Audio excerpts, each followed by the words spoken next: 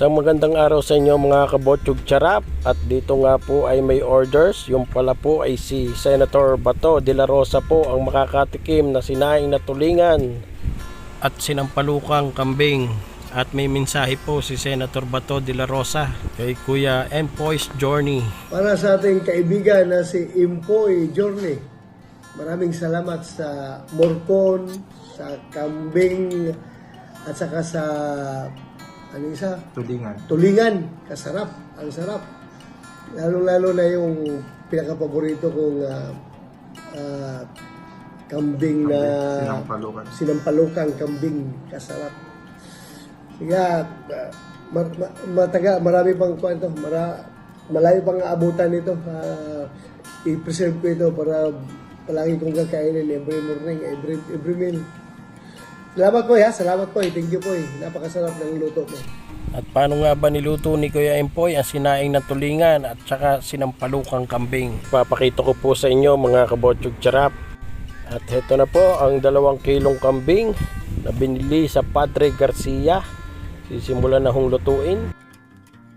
At dito po ay hinugasan na ho ang ating karne ng kambing ng mabuti. At pagkatapos nga pong malinis ng mabuti ay isasalang na po sa kalan. Palalambutin po yan at lalagyan ng tubig, tamang level lang po ng tubig. Yan, dagdagan pa ho. At pagkatapos po ay nilagyan ng konting asin. Yan, tapos ay tinakpan na po. Ihintayin po yung lumambot. At pag malambot na po ay titimplahan na po yan ng iba pang pampalasa. At dito naman po tayo sa ating sariwang tulingan. Ito po ay nililinis na ni Kuya Empoy, tinanggalan ng hasang at saka yung sa buntot po na iwas pampailay. Kasabihan po yun ng matatanda. Ipiniprepare na po ito at mamaya po ay isasalang na ho ang pang sinaing na tulingan. Medyo mahaba din ho ang proseso nito. Bago pa ho malinis ang 5 kilong tulingan ay talaga hong madami hong tinatanggal, mga namumuong dugo. Yan, tulad po niyan.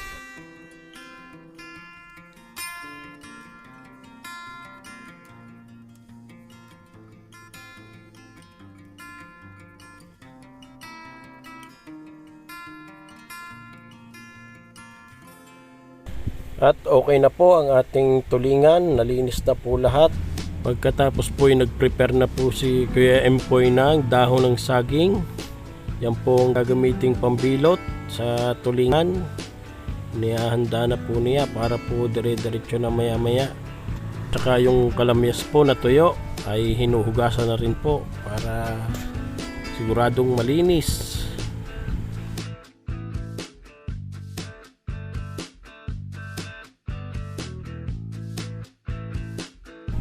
At pagkatapos po ay nilagay na po sa kawali ang nahugasang tuyong kalamyas at nilagyan din po ng bawang. At pagkatapos po ay ang tulingan ay hiniwaan sa gitna, magkabila po yung hiwa. Ayan. At pagkatapos ng mahiwa ay ilalagyan ng asin at ipepress po yan para po lumapad. Ay dito po sa Batangas ay talagang pinalalapad ho ang tulingan para lalong mas masarap. Pero optional naman po yan. Pwede naman ho nyong hindi piratin kung ayaw nyo ho ng pinepress na ganyan. Kalimitan lang po dito sa Batangas ay ganyan po ang pagsasaing ng isda. At pagkatapos po ay yan po ilalagyan na ng dahon. Yung pong ipinrepair na dahon kanina ng saging. Dahon ng sabang saging. Yan, lalagay lang po yun sa may bandang paulo para hindi po magkakapit-kapit at hindi po basta mapupugot yung ulo ng ating sinaing na isda pag luto na. Isa po yung gagawin at ipapatas po ng ganyan sa nakaprepare na tuyong kalamyas at saka po bawang kanina. Yan po, ulit-ulit lang po. Lalagyan ng asin, magkabila at pagkatapos po ay ipipress, pipiratin ho.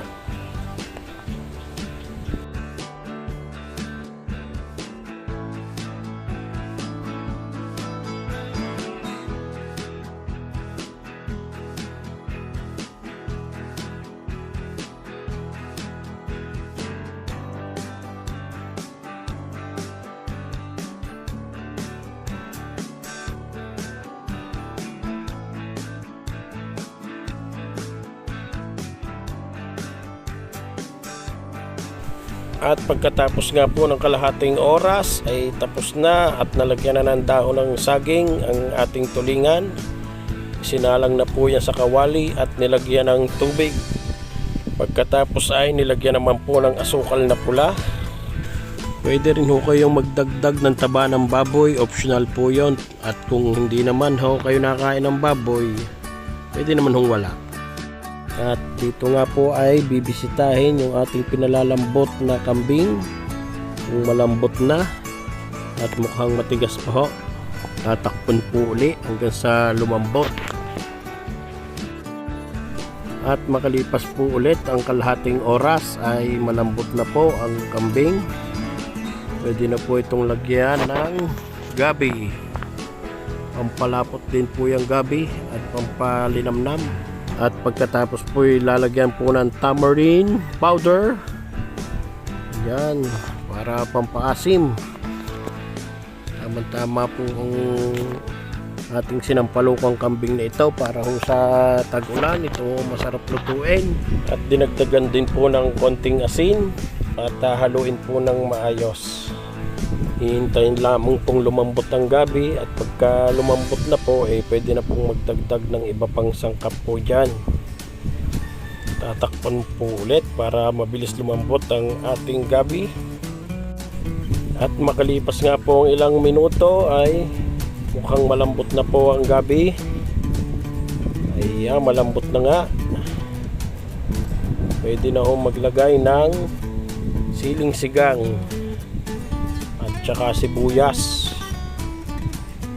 Yan, tamang-tama ho ito sa tag-ulan at masarap din ho ito sa 4 o kaya ho ay Alfonso, Tanduay. Siguradong makakaramay. At ayan na ho, okay na ho ang sinampalukang kambing. Papakuluan na lang po ng kaunti at ready to serve na po yan. Yung iba pong nagluluto nito ay nilalagyan po nila ng luya at saka lemongrass. Optional naman po yun.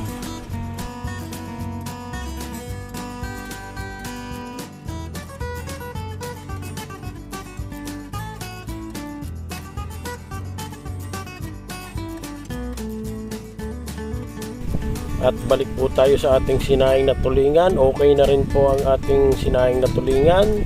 Mas maganda po sana kung magdamag po itong nakasalang hanggang sa lumambot ang tinik. Kaso po ay kulang na po sa oras at i-deliver na po ito. At hanggang dito na lamang po mga kabotyong charap. At sa mga nais po magpaluto ay message lang po kayo sa Life is Delicious by Empoy's Journey. Maraming salamat po at God bless po sa ating lahat at ingat po tayo palagi.